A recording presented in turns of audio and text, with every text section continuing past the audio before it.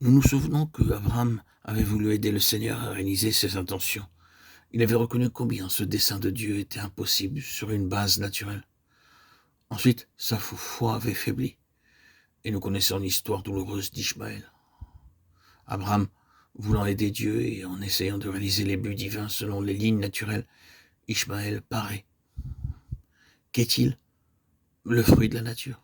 Puis Isaac paraît, le fruit de Dieu. Tous les deux se trouvent dans la même maison. Deux choses en résultent.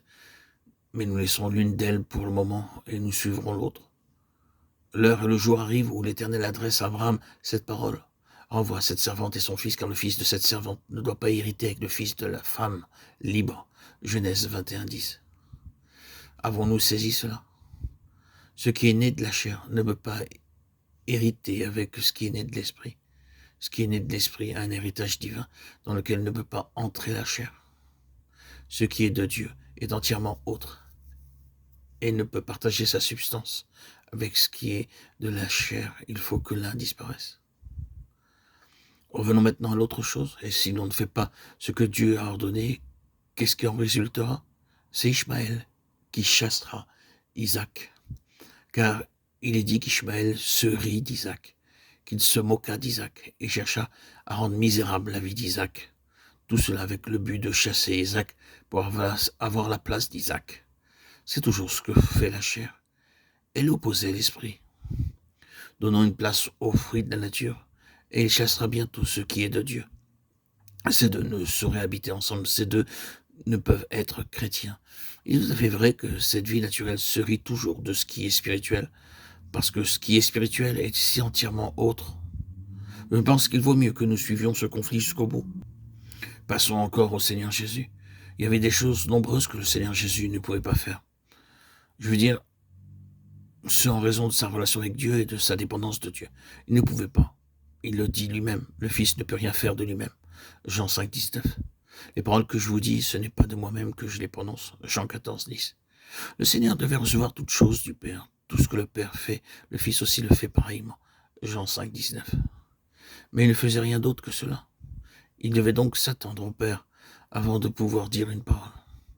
Il devait s'attendre au Père avant de pouvoir se rendre dans un certain lieu.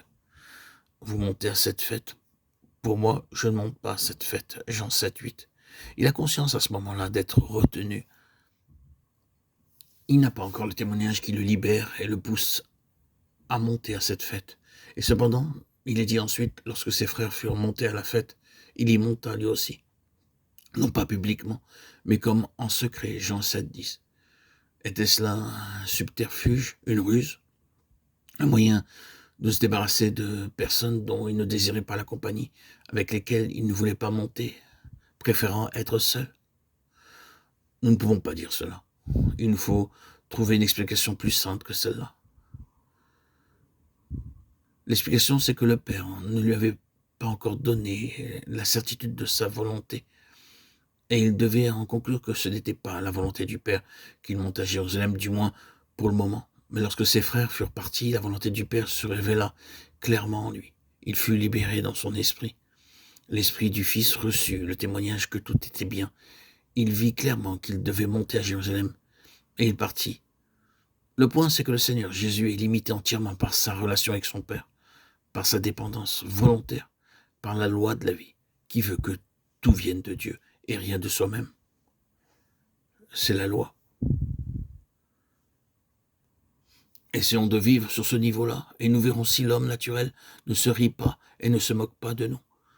Remarquons combien des questions nous seront posées. Qu'est-ce que vous allez faire? Je ne sais pas. Où allez-vous? Je ne sais pas. Quand partez-vous? Je ne sais pas. J'irai lorsque le Seigneur me dira que je puis partir, quand le Seigneur m'en donnera l'assurance, quand je serai libéré par le Seigneur. Exprimons ce langage spirituel sous quelle forme que nous le voulions. Qu'est-ce que l'homme naturel en dira? Il en rira. Il se moquera de nous. Cela n'est pas seulement vrai de l'extérieur, mais nous trouverons cette même réaction en nous-mêmes. Très souvent, nous sommes enclins à nous accuser de folie, à nous questionner nous-mêmes. Pourquoi ne puis-je pas faire ceci? Nous sommes alors obligés de nous arrêter. Pourquoi je ne le fais pas? Parce que je ne puis pas. Et pourquoi pas?